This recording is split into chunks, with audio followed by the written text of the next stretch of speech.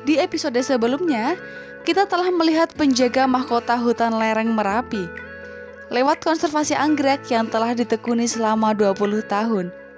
Nah, di episode kali ini, kita akan melihat dokter museum yang menjaga dan merawat benda-benda bersejarah di museum.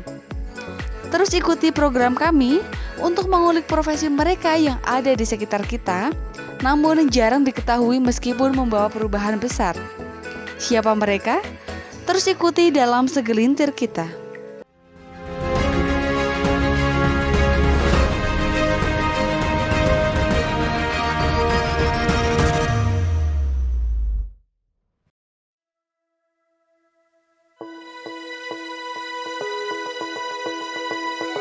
Museum Benteng Vredenburg merupakan sebuah bangunan benteng tua peninggalan kolonial Belanda.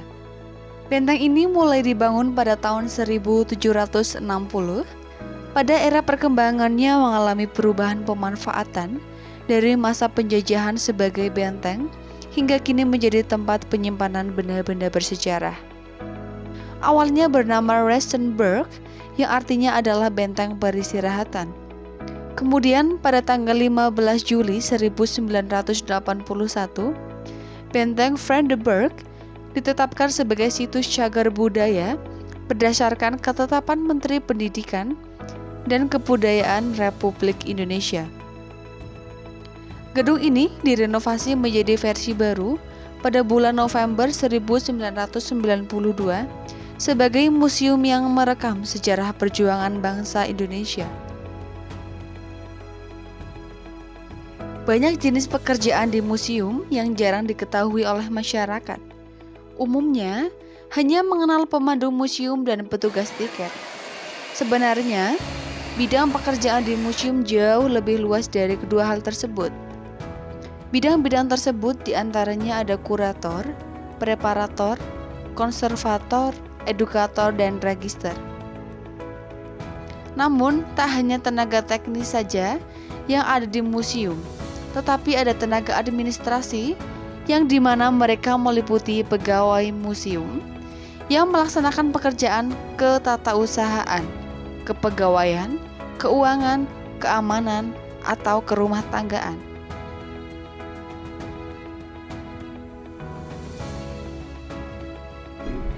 Belum terlalu. Belum. Kalau dokter museum saya nggak tahu ya itu siapa, tapi mungkin julukan atau apa saya juga nggak tahu. Tahu sih Mbak, profesinya ya kayak sebagai yang ngurusin, ngecek-ngecekin barang-barang di museum ini, kayak ngukur suhu, bersihin, ya kayak gitu.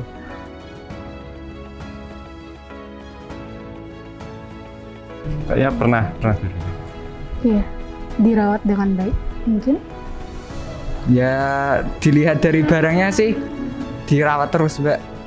Ya pernah berpikir sih Mbak, kalau nggak dirawat kan nanti biasanya museumnya jadi jelek, terus kotor, nggak ada yang merawat, terus bisa jadi juga buat sarang laba-laba atau mungkin sejenis gitulah. Penasaran. Iya. Penasaran? Penasaran sih. Sangat ingin tahu lebih lagi.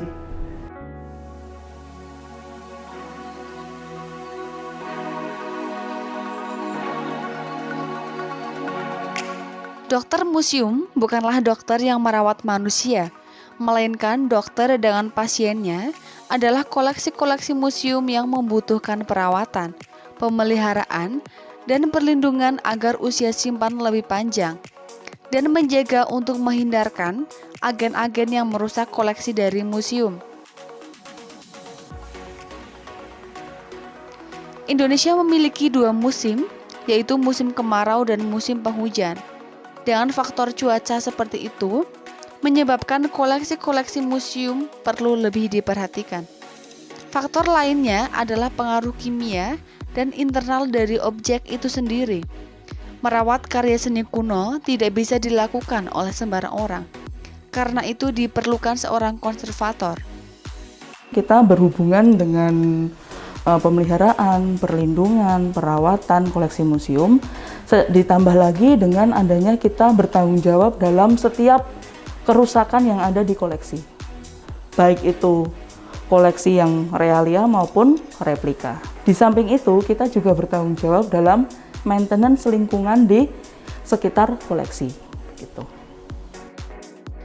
Konservasi adalah serangkaian tindakan yang terencana bertujuan untuk memelihara agar koleksi aman dari agen kerusakan. Tindakan dari konservasi tidak hanya memelihara dari segi material, tetapi juga mempertimbangkan letak koleksi dan memelihara lingkungan museum. Konservator Daerah Istimewa Yogyakarta diwadahi oleh komunitas Barahmus, Badan Musyawarah Musea. Saat ini, kantor bersekretariat di Museum Benteng Vredenburg. Selain itu, ada komunitas kedaerahan di Bantul dan Sleman. Komunitas lainnya ada Jelajah Museum. Kegiatan ini bukan hanya untuk konservator saja, tetapi digunakan juga untuk pencinta sejarah dan museum di wilayah Yogyakarta. Perawatan koleksi yang dilakukan oleh konservator berupa pemeliharaan museum, diantaranya ada konservasi preventif, konservasi kuratif, dan restorasi. 3 bagian tersebut menjadi kegiatan rutin di setiap museum. Tindakan pertama dalam menangani benda-benda bersejarah ini dengan cara observasi kemudian mengidentifikasi kerusakan. Pada hari Senin saat jadwal museum ditutup, pihak konservator melakukan konservasi preventif berupa pemeliharaan secara menyeluruh, mulai dari ruang penyimpanan atau storage, ruang tata pamer hingga lingkungan di sekitar museum, seperti pengecekan suhu, kelembapan, intensitas cahaya, keberadaan serangga, vandalisme, dan kerusakan oleh manusia atau pencurian.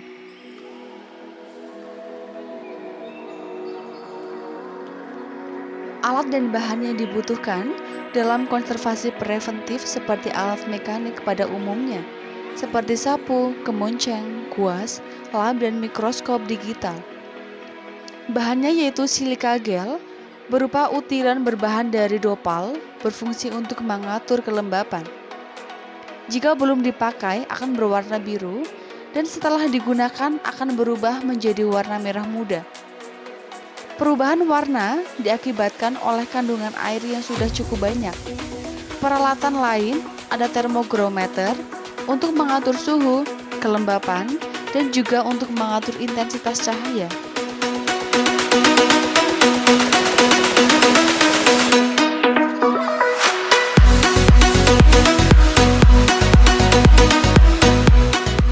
Konservasi kuratif yaitu mengobati koleksi yang sudah rusak, seperti bahan koleksi tekstil. Jika ditemukan serangga, maka harus segera dilakukan. Teknik ini bisa disebut juga dengan fumigasi. Kuratif dilakukan oleh para dokter museum dengan berkeliling melihat koleksi secara berkala.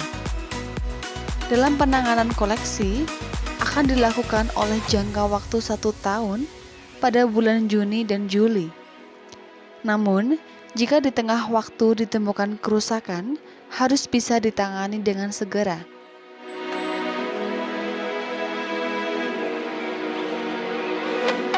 Tahap ketiga adalah restorasi, yaitu merekonstruksi benda yang rusak menjadi semula.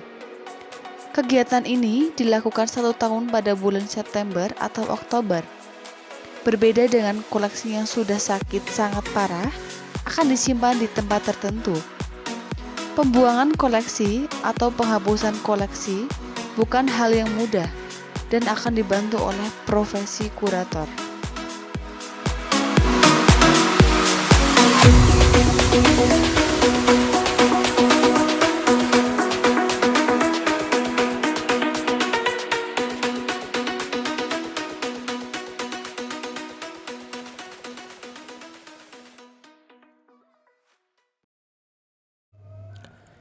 Narkoba di Indonesia sudah merajalela. Helvetia, Kota Medan, Sumatera Utara menangkap pengedar sabu. Polisi menggerebek sebuah rumah dengan temuan narkoba jenis sabu seberat 402 kg. Petugas Sat Narkoba Polrestabes Medan, Sumatera Utara, Minggu malam menggagalkan upaya peredaran narkoba.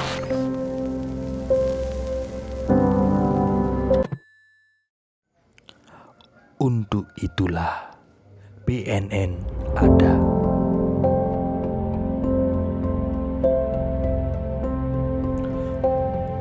Menolong anak cucu bangsa.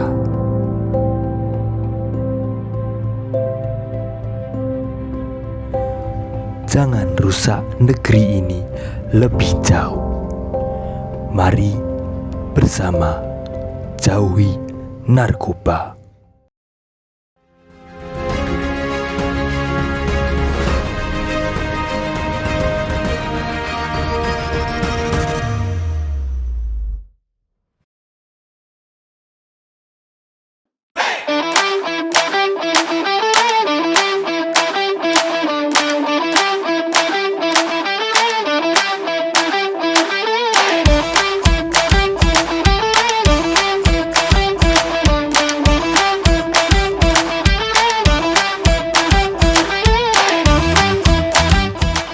Koleksi pada Museum Benteng Brandenburg dibagi menjadi beberapa ruangan yang berada di ruang pameran, ditata secara kronologis berurutan waktunya dari diorama 1, 2, 3, hingga 4. Diorama 1 menceritakan Perang Diponegoro sampai dengan penjajahan Jepang. Diorama 2 menceritakan peristiwa masa proklamasi sampai tahun 1947. Pada saat agresi Belanda pertama. Diorama 3 menceritakan sejarah perjuangan dari masa perjanjian Renville pada tahun 1948 sampai dengan terbentuknya negara RIS pada tahun 1949. Diorama 4 menceritakan kisah perjuangan di era tahun 1950 hingga masa Orde Baru. Terdapat 5 orang yang bekerja menjadi bagian edukator Museum Benteng Brandenburg.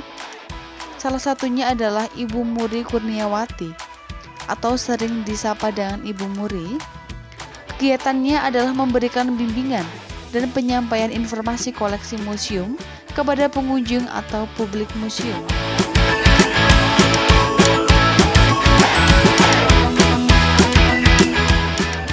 Membimbing para siswa dan mahasiswa yang sedang magang atau PKL di museum, kemudian melaksanakan kegiatan yang telah dirancang setiap tahunnya.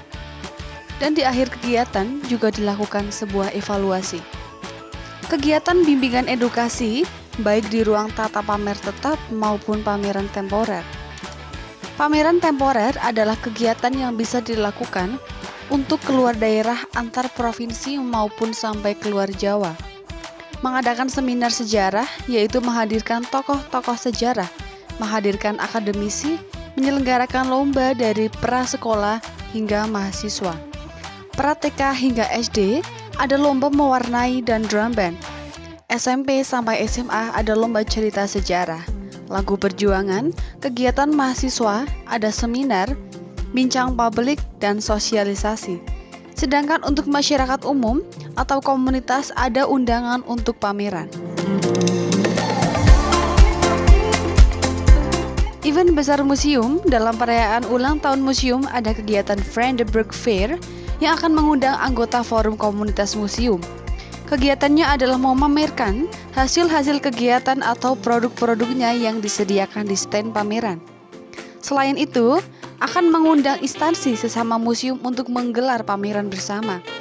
Tak hanya itu saja, edukator juga melakukan penyusunan program setiap tahunnya, membuat proposal kegiatan, dan melaksanakan kegiatan publik.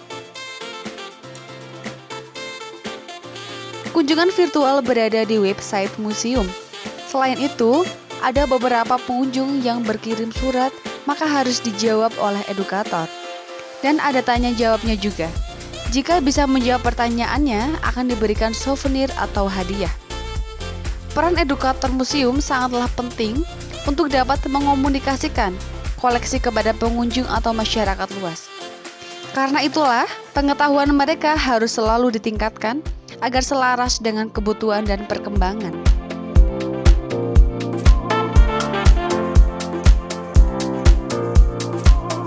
Bicara suka duka sebagai edukator museum, sukanya itu banyak ya, karena kita berhadapan langsung dengan generasi-generasi muda yang mereka adalah harapan bangsa gitu. Jadi ketika kita menyampaikan ini loh, kita bisa menjadi negara yang merdeka seperti ini, menjadi negara yang luar biasa sumber kekayaan alamnya ini adalah karena perjuangan para tokoh-tokoh bangsa, para pahlawan bangsa. Harusnya kita yang sudah hidup di era merdeka ini harus bisa lebih baik lagi dari mereka gitu. Kita sudah merdeka, harusnya kita mengisi kemerdekaan ini dengan hal-hal yang positif seperti itu. Jadi ya banyak sukanya dan yang menjadi harapan saya adalah semoga apa yang kita lakukan selama ini itu bisa dipahami oleh pengunjung, khususnya generasi muda, sehingga mereka bisa memiliki sifat patriotisme, karena memang hidup ini harus dipenuhi dengan perjuangan ya. Kita nggak boleh berhenti sampai sini aja, jadi kita memang harus berani berjuang, berani menjadi lebih baik lagi, seperti itu. Seorang edukator harus bisa memberikan edukasi, yaitu harus paham siapa yang menjadi audiensnya. Mulai dari anak prasekolah, SD, SMP, SMA, mahasiswa, dan masyarakat umum. Edukator harus mempunyai sifat empati, dikarenakan pengunjung itu merasa jika kebutuhannya itu bisa dipenuhi oleh museum. Edukator harus mempunyai pelayanan prima, yaitu sekaligus menjadikan visi dari Museum Benteng Vandenberg untuk memberikan pelayanan. Harapan Ibu Muri selaku edukator, yaitu apa yang sudah dilakukan saat ini bisa dipahami oleh pengunjung generasi muda, sehingga mereka bisa menjadi orang yang memiliki sifat patriotisme, karena hidup ini memang harus dipenuhi perjuangan. Kita tidak boleh berhenti di sini saja, kita harus berani berjuang, berani bisa untuk menjadi lebih baik lagi. Untuk menjadi edukator harus bisa memahami siapa yang diajak bicara, siapa audiensnya. Kalau tidak bisa memahami pesan-pesan itu, tidak akan sampai. Utamanya adalah banyak membaca dan banyak latihan. Karena pengunjung museum Bentang tidak hanya lokal saja, tetapi mereka juga berbagai daerah di Nusantara bahkan mancanegara.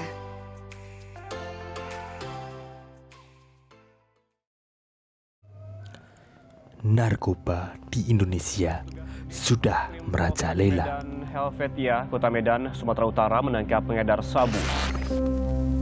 Polisi menggerebek sebuah rumah dengan temuan narkoba jenis sabu seberat 402 kg.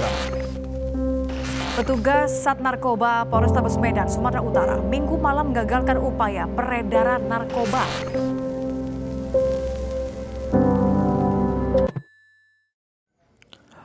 Untuk itulah BNN ada.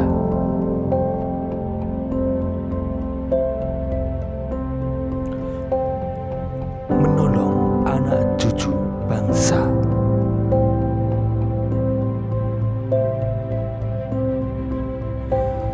Jangan rusak negeri ini lebih jauh. Mari bersama jauhi narkoba.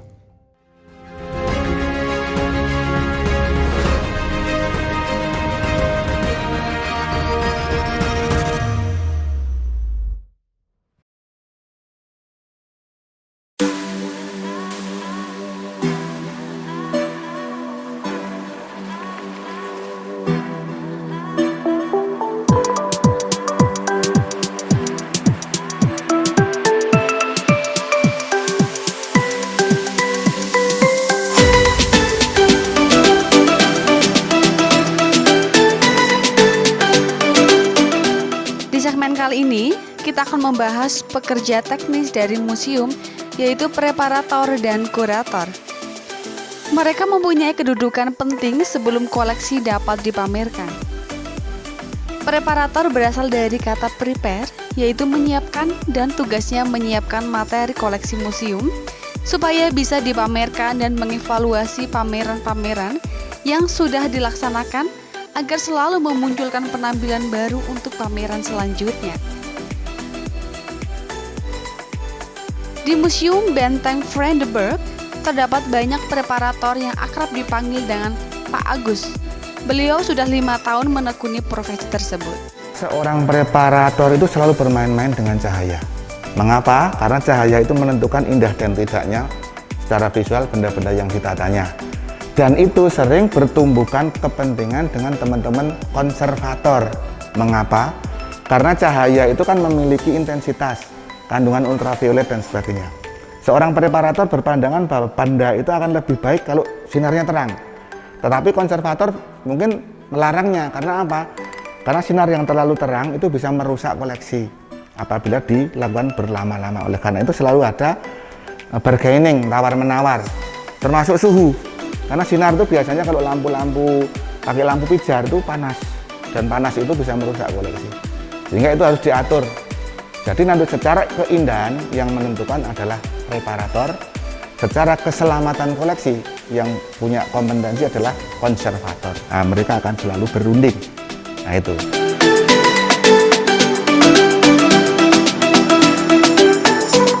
Untuk sebuah pameran dibagi menjadi 3 pameran, yaitu pameran tetap, pameran temporer, dan pameran keliling. Persiapan pameran tetap diharapkan setiap 1 semester ada perubahan. Maka harus dilaksanakan evaluasi penataan. Persiapan pameran temporer adalah yang diselenggarakan selama 1 minggu sampai 2 bulan untuk memperingati atau mengapresiasi suatu peristiwa tertentu. Misalnya, memperingati serangan umum 1 Maret atau Hari Sumpah Pemuda. Dan pameran keliling adalah untuk dipamerkan kepada masyarakat yang tidak bisa berkunjung ke museum, jadi museum yang berkunjung kepada mereka.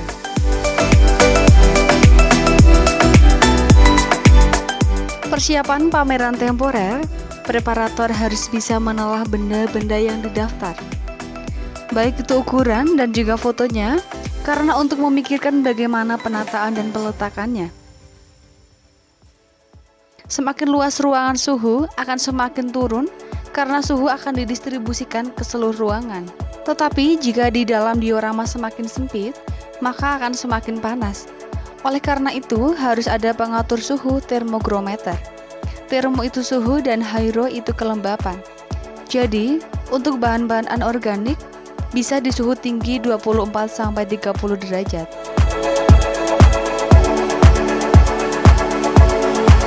Yang sangat menarik adalah kita yang tidak tahu mengenai cerita dari sejarah tersebut. Jadi, mengetahui tentang sejarah karena sebelum dipajang harus membaca ceritanya terlebih dahulu. Dan mulai tanggap dengan situasi, yaitu mengelola tata ruang, bagaimana mengelola ruang kosong bisa diisi dan ditampilkan lebih menarik.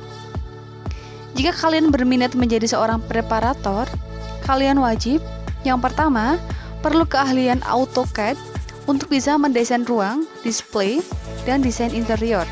Yang kedua, desain grafis untuk tampilan visual. Dan yang ketiga, mode tata ruang, yaitu memahami bagaimana ruang, sirkulasi, dan display pameran.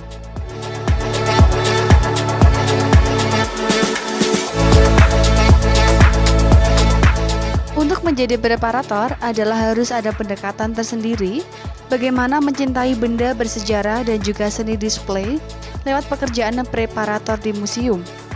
Mengubah benda-benda yang tadinya terlihat kumuh, tidak ternilai, setelah ditata di museum menjadi menarik dan sangat bernilai. Dan ada kekuatan untuk mengundang datang mempelajari sehingga memunculkan rasa mencintai sejarah dan mengetahui sejarah akan mengetahui masa silam dan tematik untuk mengetahui sejarah.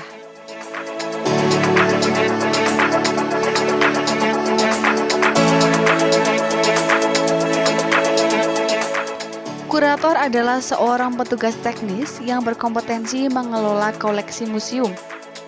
Dengan kegiatannya yang survei lokasi penelitian atau pengkajian yang dilakukan setahun sekali untuk menentukan lokasi layak dijadikan koleksi dan dipamerkan.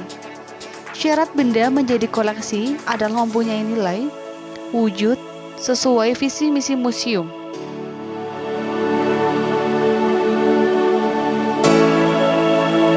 Jumlah koleksi benda bersejarah di Museum Benteng Brandenburg pada tahun 2020 terkumpul 750.085 koleksi. Penghitungan mulai dari satu set, jika dihitung dalam bijian akan lebih dari itu. Ada 14 jenis klasifikasi koleksi, yaitu bangunan, alat rumah tangga, alat perkantoran, pakaian, perlengkapan, kesehatan, religi, alat perang, alat perhubungan, dokumen, upacara, visualisasi, menulis tematik, heraldik, dan seni.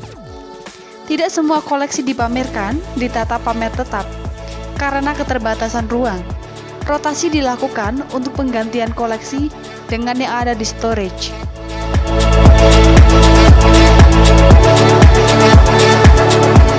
Sumber koleksi yang diperoleh dari beberapa daerah seperti mata uang yang ada di tata ruang pamer berasal dari hibah pengunjung. Kolektor mata uang yang banyak kemudian diserahkan ke museum. Setelah diterima, mata uang akan dikaji apakah layak, penggalian informasi, dan kelayakan koleksi. Sebagai besar koleksi berasal dari Yogyakarta.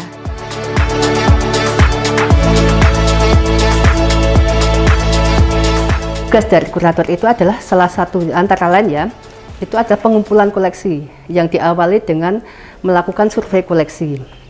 Survei koleksi itu jadi kita mencari informasi atau melakukan pengkajian penelitian tentang keberadaan benda-benda yang bernilai budaya yang nanti bisa diangkat menjadi koleksi museum. Itu salah satunya. Yang lain juga adalah melakukan klasifikasi, inventarisasi, dan analisis koleksi. Itu jadi nanti setelah suatu benda itu dijadikan koleksi di museum, dia akan dijadikan atau dilakukan penelitian awal. Jadi mereka akan membuat suatu klasifikasi, inventarisasi, dan analisis koleksi untuk membuat katalogisasi koleksi. Jadi nanti setiap koleksi akan memiliki katalogisasi. Terus yang selain itu juga kita juga membuat atau bertanggung jawab tentang pembuatan konsep, materi, dan tema pameran gitu. Jadi itu nanti setiap ini kita akan ada penyusunan dari storyline pameran, baik itu pameran temporer maupun pameran tetap gitu.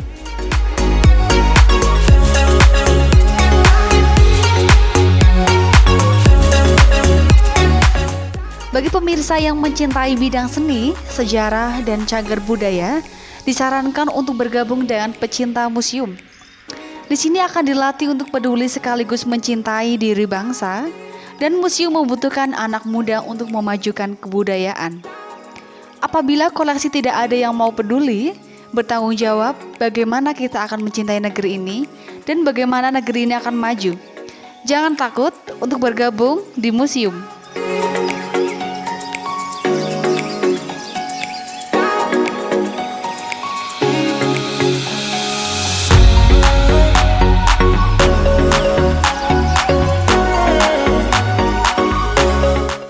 Dari dokter museum, kita selanjutnya akan beralih ke pesisir. Pada episode selanjutnya, kita akan mengulik profesi penyelamat penyu, yaitu konservasi penyu di pantai Goa Cemara yang ada di setiap musim migrasi tahunan. Terus nantikan profesi-profesi hebat yang jarang diketahui lainnya hanya di segelintir kita.